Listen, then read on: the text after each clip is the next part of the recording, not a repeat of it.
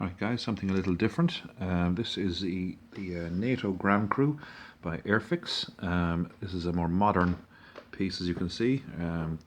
Not my normal World War II kind of thing, but I'll explain why I picked this up many years ago momentarily. This is in HOO or 00 scale, whatever you want to call that, roughly 1/76. Released in 1983, or no, 1981 I think actually, yes, 1981. These would have been kind of, Airfix are a major aircraft kit manufacturer, so this would have gone nicely with, as you can see, the Harrier in the background there, or any of their other products that are similar. Basically the box there, nice little artwork in the front, shows the Harrier in the background as I mentioned, the crew working away in it, and the pilot looking rather dashing there after a mission by the look of things. So the back of the box just depicts the few of the figures there, nothing particularly spectacular, standard little Airfix box. For something that's so old, it's actually in quite good nick, but that's that. Nice little pieces. I'll show you the sprues now. Several sprues in the box. As you can see there, various figures working on aircraft. Some of them have the NBC, the nuclear biological chemical suit, and gas masks, as you can probably see with this guy here, who it appears is carrying what looks like an L1A1 battle rifle, which would have been a variant of the FNFAL 7.62mm rifle, which the British used. The L1A1 was a semi-automatic rifle as opposed to the FNFAL, which had the fully automatic capability. So let's see another sprue here. Some more crewmen. There's the pilot again, guys with spanners and various bits and pieces. There is some other troops standing at guard, perhaps at an airfield or whatever it is, with the rifle. Again, more guys there. Nice piece with the dog. Anyone who has a large dog, you end up walking in that fashion. Perhaps not with a pistol, but you get dragged down the road by a hound of that size.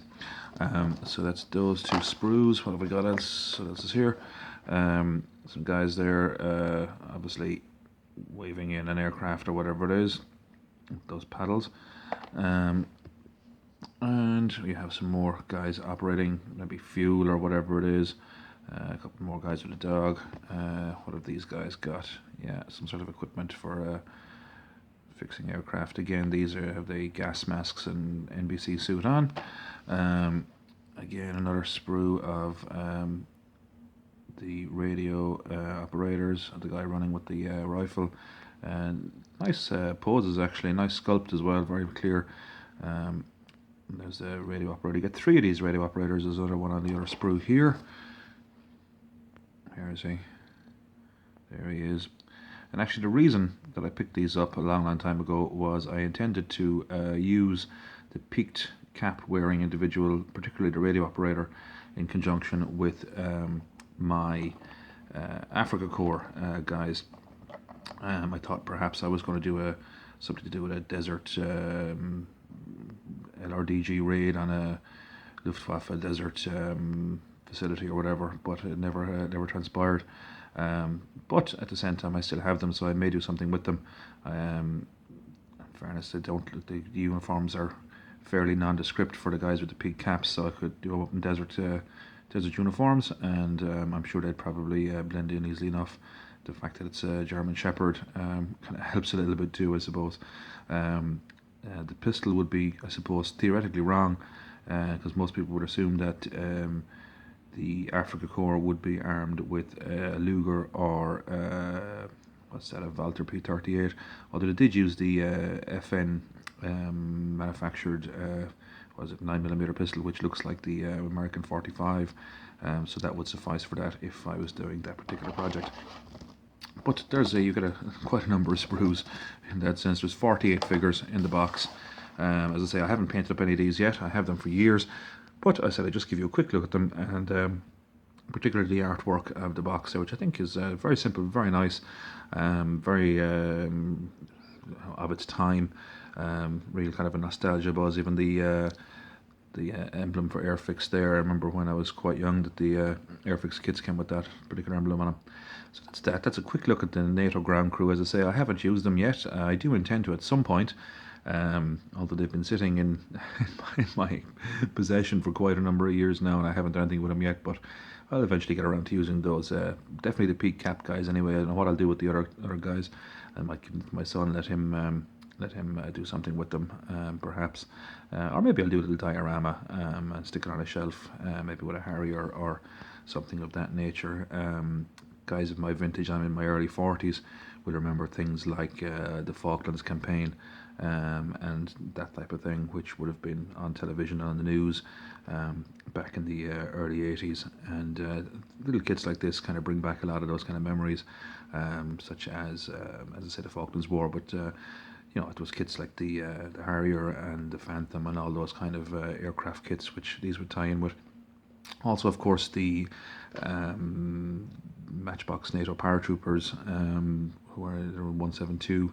Well, they're 176 stayed in the box, but they're closer to 172. These guys would tie in with those, particularly the chaps with the FN there, or the SLR, or whatever they call it, L1A1 SLR, self-loading rifle. So something like that would blend in with those figures if you're doing a sort of a Cold War scenario. I know that people have adapted rapid fire, which is a game I played in Second World War, for Cold War scenarios. Not really my thing. I don't really have the time or the resources to be getting into another era of conflict. But as I say, if you were doing that particular kind of an era, you could do a lot worse than picking up a box of these. They are available on eBay and stuff like that. I checked before putting this video together. As I say, I have these quite a while, but as I said, my purpose was to perhaps use guys like this guy here in the middle who's carrying something from a perspective of Luftwaffe, German airfield, kind of in the North African campaign. I think I'd probably get away with painting him up as a German easily enough because of that particular field cap there. The other guys not so much, obviously they're far too modern looking in that sense, but nice little sculpts, nice figures, and as I say, if you can get them, if they suit you for your wargaming requirements or modelling requirements, as I say, you could do a lot worse. So I'll leave you with that, guys. Another video coming up soon. Take care, all the best.